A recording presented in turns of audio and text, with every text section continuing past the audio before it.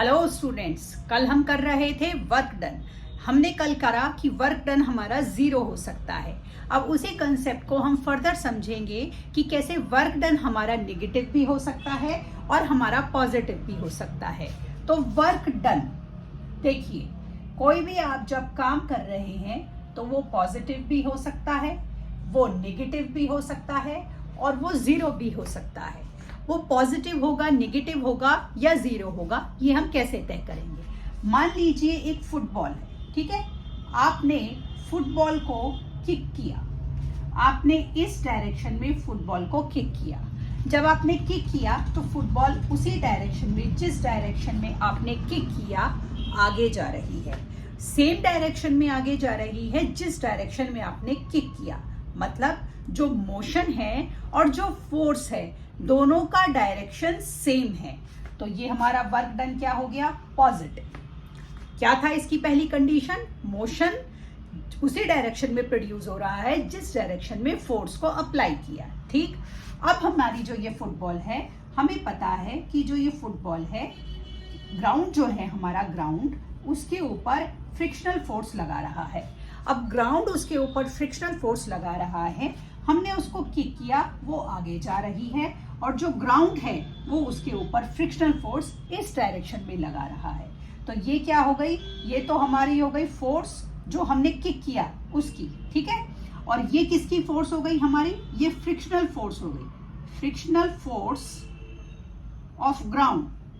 अब हमने तो जो किक किया था इस डायरेक्शन में किया था, लेकिन जो ग्राउंड की फ्रिक्शनल फोर्स है वो इस डायरेक्शन में है। तो यहाँ आपकी फोर्स क्या थी? पॉजिटिव। लेकिन ग्राउंड की जो हमारी फ्रिक्शनल फोर्स है वो क्योंकि अपोजिट डायरेक्शन में है, तो यहाँ पर वर्क डन हमारा क्या हो गया? हमारा हो गया नेगेटिव। तो वर्क डन हमारा नेगेटिव कब हुआ? वर्क डन हमारा नेगेटिव तब हुआ जब हमारा जिस डायरेक्शन में फोर्स अप्लाई की गई थी, मोशन जो है उससे अपोजिट डायरेक्शन में हो रहा है। तो देखिए, हम इसको ऐसे चार्ट बना लेते हैं, उससे समझेंगे। जिस डायरेक्शन में आपने फोर्स लगाई, मोशन भी आपकी उसी डायरेक्शन में प्रोड्यूस हुई, सेम डायरेक्शन, ठीक है। तो आपका जो वर्क डन था वो पॉजिटिव हो गया। जिसमें आपने फोर्स लगाई, मोशन आपकी अपोजिट डायरेक्शन में हुई, अपोजिट डायरेक्शन, अपोजिट डायरेक्शन। तो जो आपका वर्क डन है वो क्या हो गया? वो आपका वर्क डन नेगेटिव हो गया। अब वर्क डन हमारा जीरो कैसे होता है वो हमने कल की क्लास में भी करा था कि जब हमारा वर्क जो है, जो फोर्स है, वो 90 डिग्री पे अप्लाइड होती है तो हमारा वर्क डन क्या हो जाता है? वो जीरो हो जाता है। तो जो फोर्स है 90 डिग्री पे अप्लाई होगी तो वर्क डन जो है वो हमारा जीरो हो जाएगा।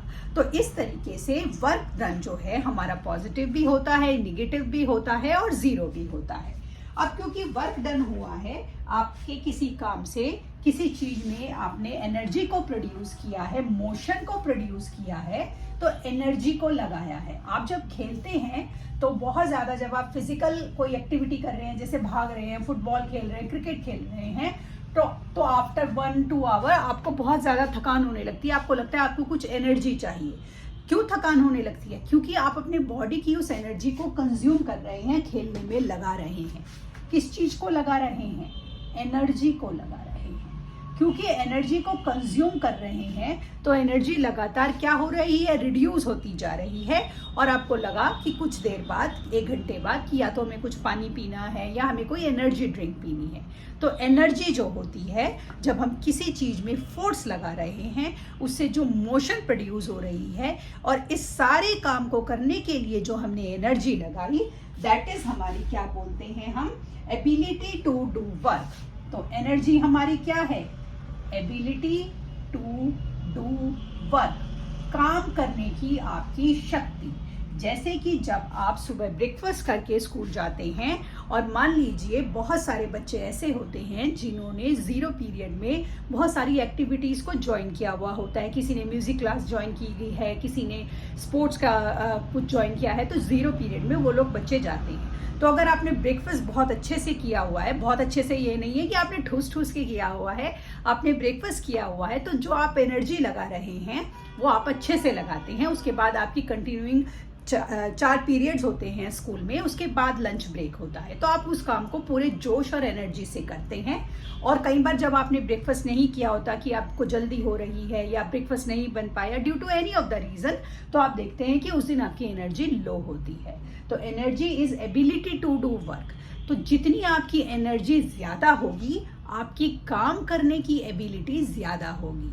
जितनी एनर्जी आपकी लो होगी, आपकी काम करने की एबिलिटी उतनी कम हो जाएगी। तो ये जो एनर्जी है हमारी, इसकी जो एसआई यूनिट है जिसमें हम इसको मेजर करते हैं, एसआई यूनिट हमारी होती है जूल। अब जो ये हमारी एनर्जी होती है, इसकी बहुत सारी फॉर्म होती हैं, जैसे काइनेटिक एनर्जी, हमारी पोटेंशियल एनर्जी, उसके बाद हमारी केमिकल एनर्जी, फिर हमारी हीट एनर्जी, फिर हमारी लाइट एनर्जी, साउंड एनर्जी हमारी होती है, इलेक्ट्रिकल एनर्जी और हमारी न्यूक्लियर एनर्जी। तो ये सारे पार्ट्स जो है एनर्जी के, अब हम कंटिन्यूटी में धीमे धीमे पढ़ेंगे। तो सबसे पहले हमारी आती है काइनेटिक एनर्जी। काइनेटिक एनर्जी क्या होती है, तो आज देखते हैं काइनेटिक एनर्जी। देखिए,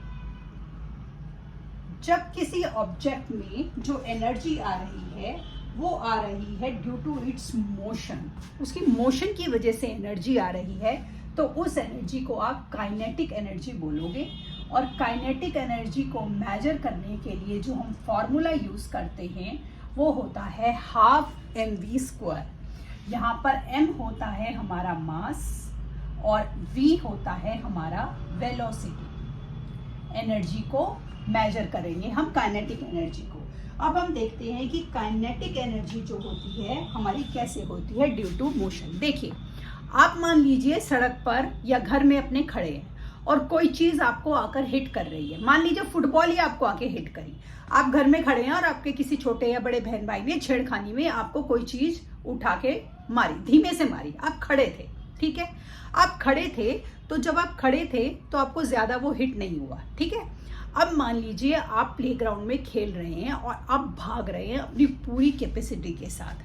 जब आप भाग रहे हैं और मान लीजिए उसी प्लेग्राउंड में बाकी बच्चे भी खेल रहे हैं, क्योंकि ऐसे ही होता है हमारे यहाँ आसपास सिटीज में, तो एक ही प्लेग्राउंड होता है, वहां पर सब मिक्स होके अपने अपने गेम खेल रहे होते हैं। अब कोई और बच्चे कुछ खेल रहे थे और वहां से एक फुटबॉल जो थी वो आपको आकर लगी। दो पोजीशन थी, एक तो जब आप खड़े थे वो फुटबॉल आपको आकर लगी। जब फुटबॉल आपको आकर लगी, जब आप खेल रहे थे, हाँ, आपको एकदम जर्क लगा और आपको लगा कि मेरे को किसी चीज ने हिट किया है, पहली। दूसरा, जब आप अपनी पूरी कैपेसिटी से भाग रहे थे, वो फुटबॉल आकर आपको लगी। तो जो ये दूसरी पोजीशन है कि जब आप मोशन में थे, जब आप मूव कर रहे थे, तब फुटबॉल आकर आपको लगी, तो आपको ज्यादा हिट करेगी। क्यों हिट करेगी? क्योंकि आपके अंदर उस समय एनर्जी ड्यू टू मोशन थी और उस मोशन वाली एनर्जी के साथ ही एक और मोशन वाली एनर्जी आपकी एनर्जी में आके मिक्स हो गई, तो आपको वो ज्यादा हिट करेगा। तो ये जो हमारी एनर्जी होती है, जो एनर्जी ड्यू टू मोशन होती है, इसे हम काइनेटिक एनर्जी भी बोलते हैं। जैसे कि हम ये पहले भी फिजिक्स के उसमें कर चुके हैं कि मान लीजिए एक गाड़ी खड़ी है और उसको किसी और उसकी बड़ी गाड़ी ने हिट करा, तो वो जो गाड़ी है उसको चोट कम लगेगी। लेकिन अगर दोनों गाड़ी मोशन में हैं, तो जो छोटी गाड़ी है उसको ज्यादा हिट होगा, उसको ज्यादा डैमेज होगा इन कंपैरिजन टू बड़ी गाड़ी, क्योंकि उसकी काइनेटिक एनर्जी ज्यादा थी, एनर्जी ड्यू टू मोशन थी, तो वो उसके जाके मर्ज हो गई और उसने उसको जाके हिट कर दिया। तो ये जो काइनेटिक एनर्जी होती है, इसमें जो ये मास होता है, इससे हम इसको लेंगे और वेलोसिटी से। अगर मान लीजिए मैंने मास को डबल कर दिया, तो मेरी काइनेटिक एनर्जी भी क्या हो जाएगी? ये भी डबल हो जाएगी। अगर मैंने मास को हाफ कर दिया, ठीक है, हाफ कर दिया, तो मेरी काइनेटिक एनर्जी भी हाफ हो जाएगी। तो पहला तो मेरा ये कंसेप्ट हो गया कि अगर मैंने मास बढ़ाया तो मेरी काइनेटिक एनर्जी भी उतनी ही बढ़ी, मैंने मास को कम करा तो मेरी काइनेटिक एनर्जी भी उतनी ही कम हो गई। अब बात आती है वेलोसिटी की। अगर वेलोसिटी को मैं डबल कर दूंगी, तो जो मेरी काइनेटिक एनर्जी है, क्योंकि ये स्क्वायर है, तो काइनेटिक एनर्जी कितनी हो जाएगी? काइनेटिक एनर्जी हो जाएगी 4 टाइम्स, ठीक है। अगर मैं वेलोसिटी को हाफ कर दूंगी, तो जो मेरी ये काइनेटिक एनर्जी है ये हो जाएगी 1/4 टाइम्स। क्योंकि ये इसका स्क्वायर है। इस तरह से जो हमारी काइनेटिक एनर्जी होती है वो हमारे मास और हमारे वेलोसिटी पर डिपेंड करती है, लेकिन मास के जितना हम मास बढ़ाएंगे और जितना कम करेंगे काइनेटिक एनर्जी उतना ही बढ़ेगी और कम हो जाएगी।